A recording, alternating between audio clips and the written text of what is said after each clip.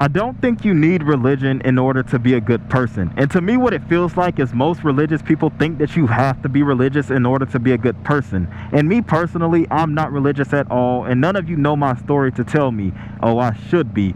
First off, you don't know me. You don't know what I've been through. So don't judge me based off me not wanting to be religious.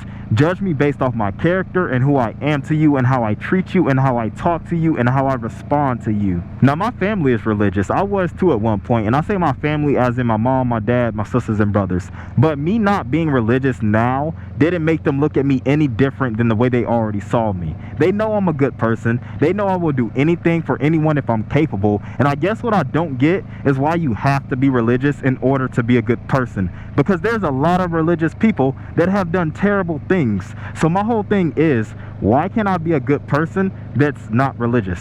Which brings me to my next point of this video. Y'all remember when there was a whole thing called the war against gays, where they literally had a saying, pray the gay away? I don't know if anybody else remembers that, but I do. I remember when there would be articles and videos of people having priests and religious figures come to their home to pray for their children and to pray for their loved ones because they literally thought something, or genuinely thought something was wrong with them for the fact that they liked the opposite sex, which is fine. You like what you like. You can't help it. And to the person that was put in that situation, they could have been a good person. They could have had a good character, but because they liked the opposite sex, they were treated like black sheep and looked at differently. And I feel like it's the same for people that's not religious but are good people. They're shunned upon and looked at like they're evil. If you're gay, stay away. If you're not religious, stay away. Why is it like that? And honestly, I have a whole lot of friends that are religious and they are all cool with me. My bestest friend is religious. Shout out to that boy Jordan. I love you, by the way, boy. But they know me. They know I'm a good person. And I just don't understand why, if they can see past me not being religious